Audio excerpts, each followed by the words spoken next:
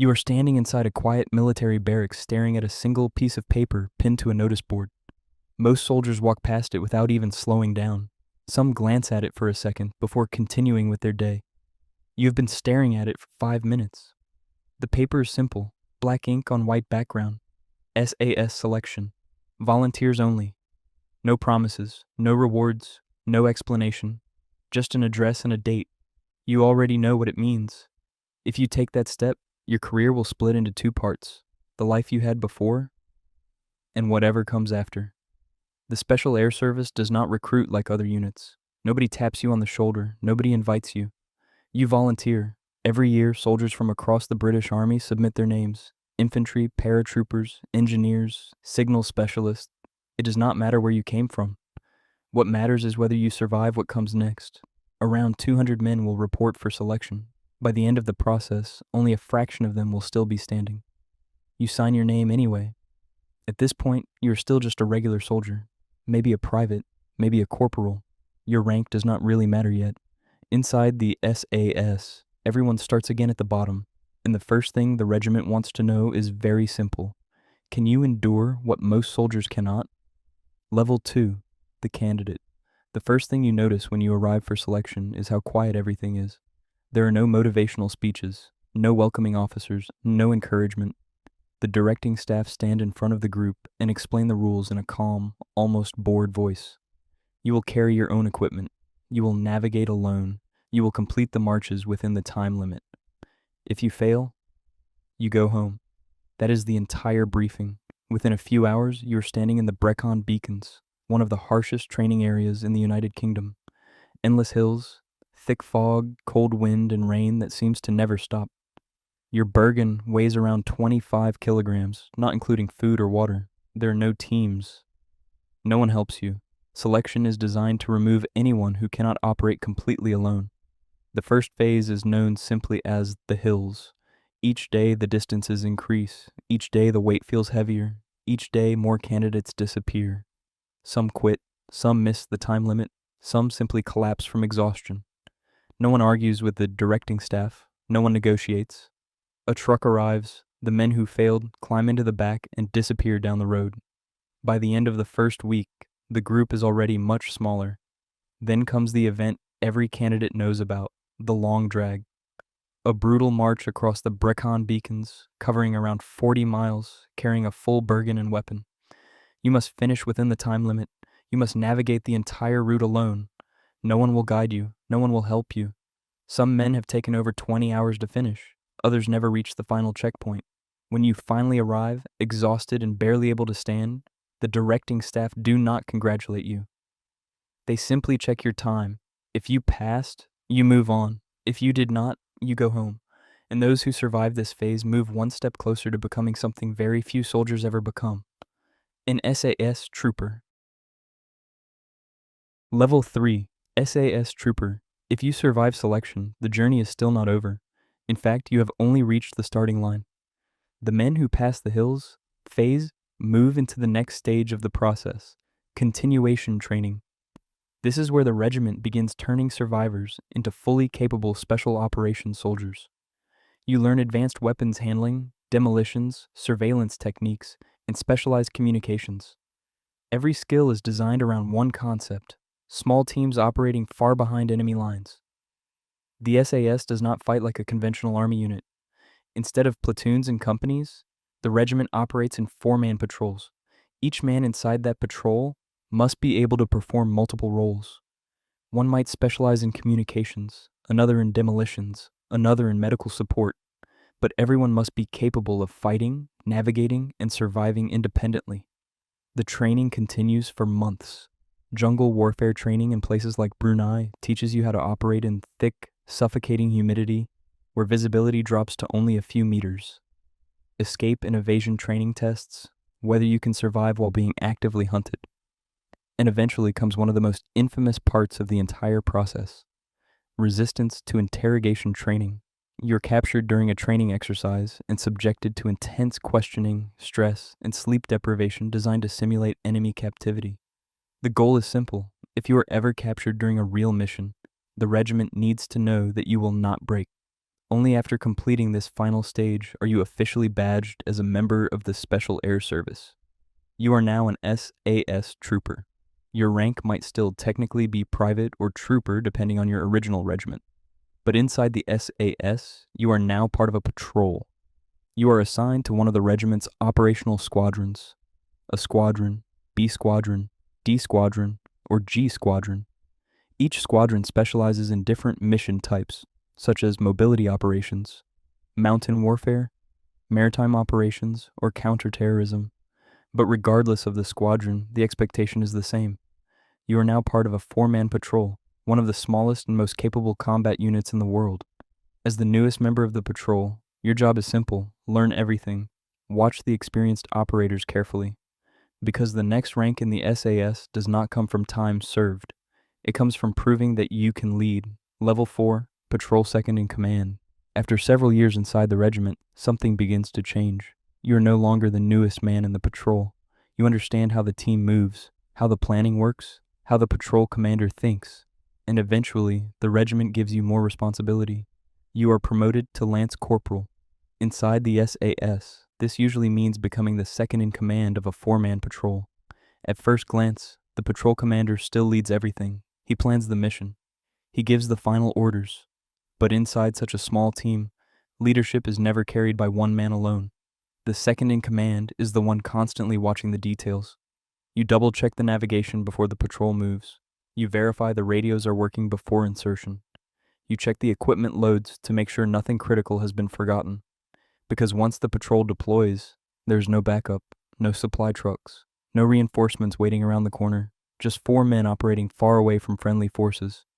And if the patrol commander is injured, killed, or separated during an operation, the mission becomes yours immediately. There's no time to hesitate. This is the stage where the regiment quietly evaluates you, not through exams or interviews, but through how you perform under pressure. Because the next promotion inside the SAS is one of the most important steps in the entire career, leading a patrol of your own. Level 5, Patrol Commander. Eventually, the regiment decides you are ready. You are promoted to sergeant. Inside the SAS, this means one thing: you now command your own patrol. A patrol in the Special Air Service is usually just 4 men, but those 4 men represent years of training, selection, and operational experience. Each one is capable of operating alone if necessary. As the patrol commander, you are responsible for all of it: the planning, the movement, the mission. Higher headquarters may assign the objective, but once your patrol is inserted into the area of operations, the details are entirely your responsibility. Because the SAS rarely operates close to friendly forces. Sometimes your team is dropped by helicopter into remote mountains. Sometimes you drive across open desert in lightly armed patrol vehicles. Other missions begin with a night parachute jump, landing miles away from the objective with everything you need on your back. And once the patrol is on the ground, communication with headquarters may be limited. You must make decisions quickly. You must read the terrain, predict enemy movement, and adjust the plan if something changes. Most missions involve long periods of patience. A patrol might spend days hidden in observation positions, quietly monitoring enemy activity. But when action is required, it happens fast. Targets are identified, orders are given, and the patrol moves with speed and precision.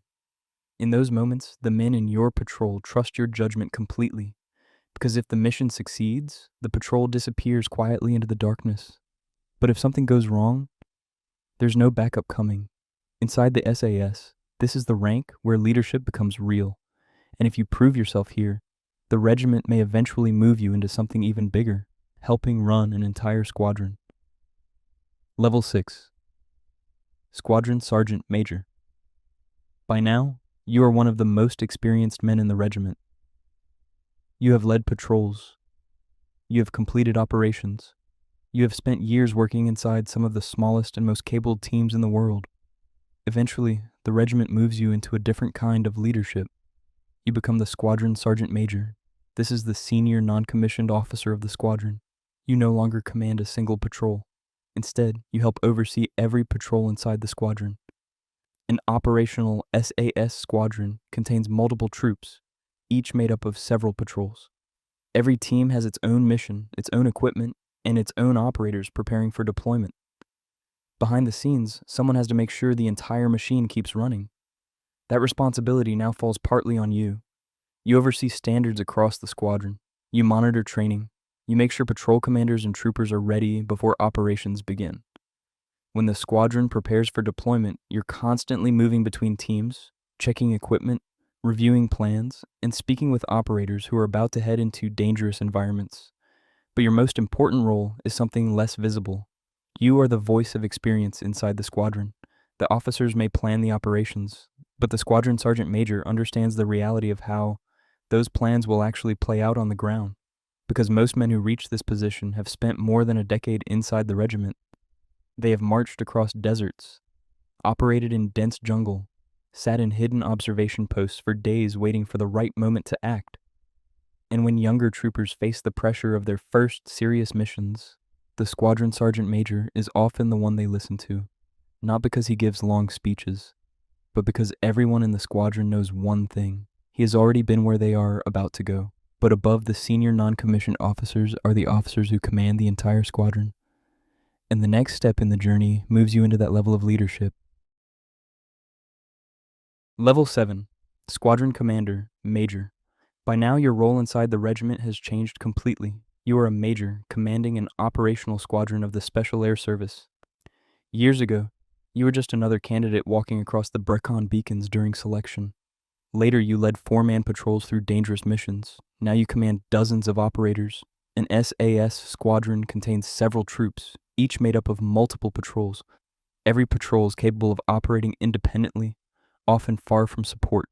Your job is to bring all of those pieces together. You oversee the planning of operations. You assign patrols to objectives. You coordinate intelligence, equipment preparation, and insertion plans. Because many SAS missions involve multiple patrols operating across a wide area at the same time. One team might be conducting reconnaissance, another preparing for a strike, another tracking enemy movement. Every patrol must move at the right moment. Too early and the mission is exposed. Too late and the opportunity disappears. The squadron commander is responsible for keeping everything synchronized. But even at this level, the culture of the SAS remains the same. Most squadron commanders once led patrols themselves. They know what it feels like to operate with only 3 other men behind enemy lines. And that experience shapes every decision they make. Protect the patrols, complete the mission, bring the men home. But above the squadron commander sits an even smaller group of officers responsible for the entire regiment. And reaching that level means stepping into the highest layer of SAS leadership. Level 8, Regiment Second in Command. By now, only a very small number of officers remain in the regiment's inner circle. Most squadron commanders move on to other roles in the army. Only a handful continue climbing. Eventually, you are appointed second in command of the Special Air Service. Your responsibilities now extend across the entire regiment. The SAS is built around several operational squadrons, each capable of deploying patrols around the world. Alongside them are the support elements that keep the regiment functioning: intelligence teams, communication specialists, logistics units, and training staff. All of it must work together. As the regiment's second in command, you help ensure that it does. You review operational plans, you coordinate training and deployments, you monitor the readiness of the squadrons. And when multiple squadrons are involved in the same mission, you help synchronize how those forces operate. By this stage, your experience spans nearly every level of the regiment. You have endured selection. You have operated inside patrols. You have commanded teams and squadrons. That experience now shapes the decisions you make at the highest level of the unit. Because every operation the SAS conducts carries serious consequences. And the responsibility for those decisions now rests with the regiment's leadership. But above the second in command stands one final position: the officer responsible for commanding the entire Special Air Service. Level 9, Commanding Officer of the SAS. At the very top of the regiment stands a single officer, the commanding officer of the Special Air Service. By the time someone reaches this position, they have spent decades inside the British Army and many years inside the SAS itself. They have endured selection. They have served inside patrols. They have commanded teams, squadrons, and major operations. Now they are responsible for the entire regiment, every operational squadron, every patrol, every mission assigned to the SAS, the commanding officer works closely with the highest levels of the British military and government. When the United Kingdom requires a mission that demands secrecy, precision, and absolute reliability, the task may eventually land on the desk of the SAS commander. At this level, the job is no longer about carrying equipment through mountains or leading patrols across deserts. It is about making decisions that can shape entire operations, authorizing deployments, approving mission plans, ensuring that the regiment remains ready for whatever task may come next. But even at this level, the culture of the SAS does not change.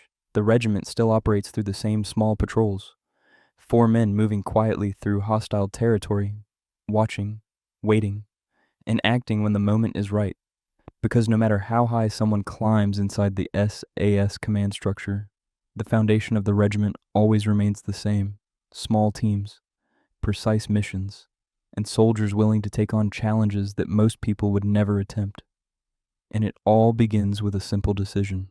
A soldier standing in front of a notice board, looking at a piece of paper that says only 2 words: SAS, selection.